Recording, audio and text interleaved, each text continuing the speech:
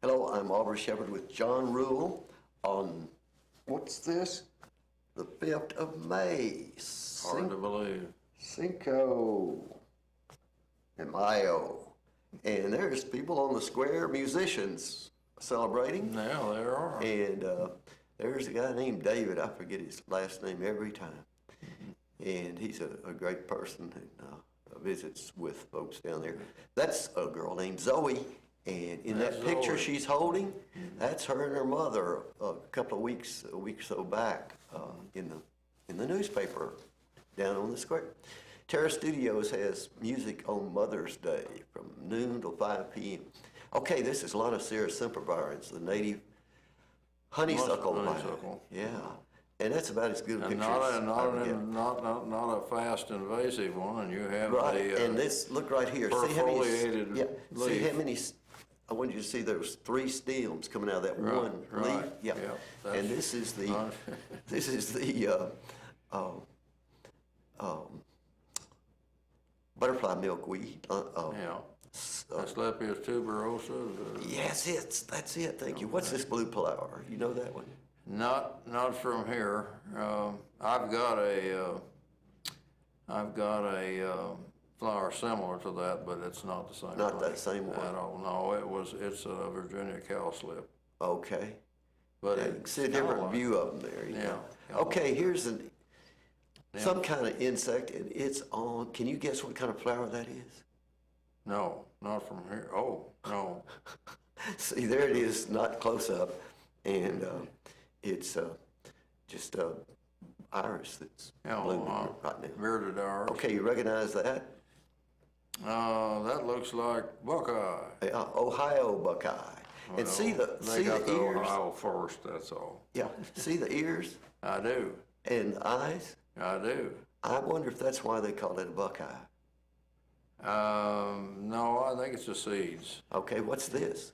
That's a trillium. Okay, you don't have any idea what color that's going to be, do you? I think it'll turn darker maroon, or maybe darker maroon at first, and then it gets a lighter green. I don't think it does too very. The ones in our area are not all as spectacular as some others in other places. Yeah. They are beautiful. Okay, we're back to Lonicera sempervirens. That's beautiful. And again, maybe we'll see that triple. And they're not invasive. People should plant them more. Yes. And hummingbirds love them. And you can buy seed for them, but try to get the native version and not one of the cultivars, because they will be a little different. Right. Now, That's Repens, what I call it. Okay, now, but that was a non-native, but here you go. That just looks like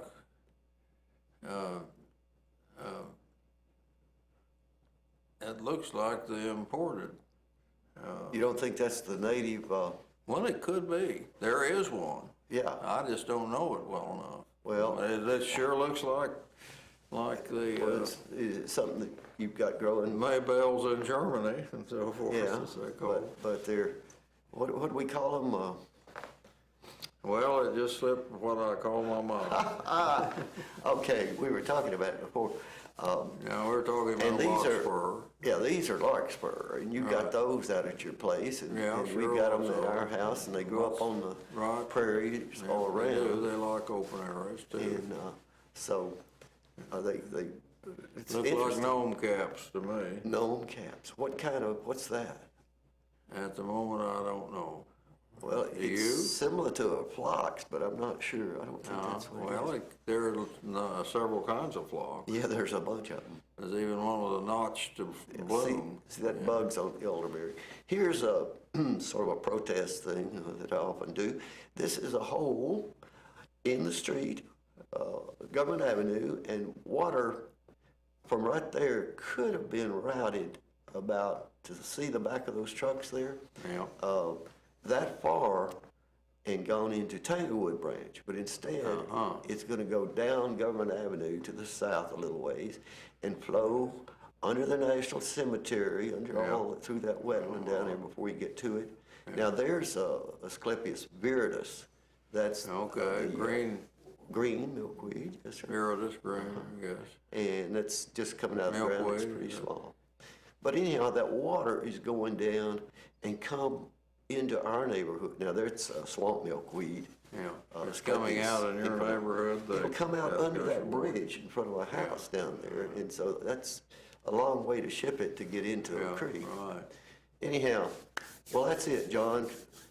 Until next time, And that's a lot. let's do our part to help keep the water clean, the air pure, and the woods green. See ya. Hello, it's Aubrey Shepherd with John Rule on the 5th of May, 2014. And we're going to see some pictures from John's property down on Frog Bayou, miles and miles off the highway. Well, there you are, John. Yeah, I recognize the hunched style, posture. Go ahead. Yeah, with Lauren Hawkins. And Right. Tell us what this is. Well, it looks like a blossom. It looks like a blossom of a pawpaw. Yeah. It looks like a pawpaw foliage behind it. Yeah. I think it's in my front yard. Yeah, I think it is. And you, Where I had fish swimming around last year in that same area, washed out of the uphill pond. oh my gosh. I thought maybe they just swam in there and got stuck from the Yeah, creek. they when the did. creek was so high too. Well, it's a unique blossom. It's a little bit like a wild ginger blossom, Is that right? which is dark and, but not that big. But I'm sure. Pawpaw tastes so good. That's the They really do. best fruit out there, isn't it? They start to ripen for you the minute they hit the ground. And there's one from the side. It's not so dramatic. Right. They hang down like that. yeah, We were cheating by holding that one up. Right, the cup is hanging down. But it's a wonderful plant, and if you identify some in the Zebra wild, swallowtail, and which love pawpaws. they're caterpillars. Propagates on them. Yes, their caterpillars have to have pawpaw vegetation, and probably eat the flowers too. I don't know. They do eat flowers of some other thing. Do you recognize that frog in the middle of that picture? No. You see the shape of it? That's the way you draw frogs. No, I see. You see it had a stem and then the Right. Okay, here's yellow flower that I can't identify. I can't either, and there are a number of them in the flower book. How we ought to be able to, and I see you have an insect on it that's trying to identify it. Well, an insect knows how it tastes, knows how it's It knows nectar that and you pollen the tastes. use if it doesn't know the nomenclature. Right. They have a word of it themselves. Good to eat. Good to, Now that should be fairly identifiable. I'm sure it's in the in your Ozark Wildflowers book. oh, I'm sure it is. Looks like what, phlox? I guess that's a blue phlox, and that's from your place, and I'll be darned. Well, the angle kind of, the petals sure look that way, but yeah, I guess it is. You know what that is? that looks like bloodroot, is it? Okay, yeah, I bet it is. If you think No, it is. no, wait, no. Those leaves, that's false rue anemone. False rue anemone. Right. And what do you This call looks like wood betony, either that or heel all. I can't. Well, that's wood betony, Right. and it's what you call lousewort. And- You're right. and, There's another name for that type of. Anyway, it comes plant. in colors. We were talking about what. It has a fern-like foliage at the base and everything, and sometimes it's in bunches over. And that keeps me looking at ferns just to see if they have, Right. later, to go back to ferns to see Right, if right. they are these, because I can't identify all the differences. But No, those they're- are so beautiful, and you have a lot of them down there. Right. And they grow in the riparian zone of the stream, really. I mean, Yeah. it's overflow area where they're growing there. Yeah, they like to be along some stream flats and so forth. Well, there's one that was all yellow. Yeah, now I think that may be the one that's called heel all, and there's something else that goes No, I with don't think it. so. These Well, all are in the books. They're on the together, too. same? Yeah. There are two pictures, two photos. Of different ones Yeah, in in your that book. book, yeah. And I'll just call them the same. And there we are with podophyllum.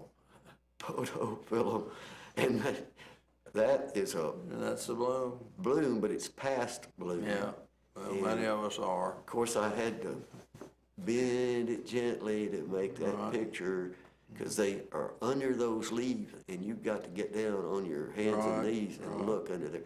You see, you and Lauren are on Frog Bow looking downstream, or I'm looking downstream with a camera. Right. And these other shots are different directions. But that downstream picture, we were standing there together, close together. Right. And look what happened. A duck flew over us and landed way down the creek. Now, does that duck have a sprig on its tail? No, it looks like a female wood duck, to me. Well, that first shot. Yeah, I think that's most likely what's there anyway, right now. Right. Yeah. That's what I usually say. Would you say this is not a grasshopper, but a cricket? And what's it on? What's this? Oh, well, it was on well, that's a crusted iris. It was on a, Okay, what's here? Forget the other one. What's this one? It goes so fast. it's a, what we were just talking about, photophyllum blossom, yeah. Okay. Right. It's what's under those little things drooping down that we're looking at. Okay. Well, we're getting better at this, John.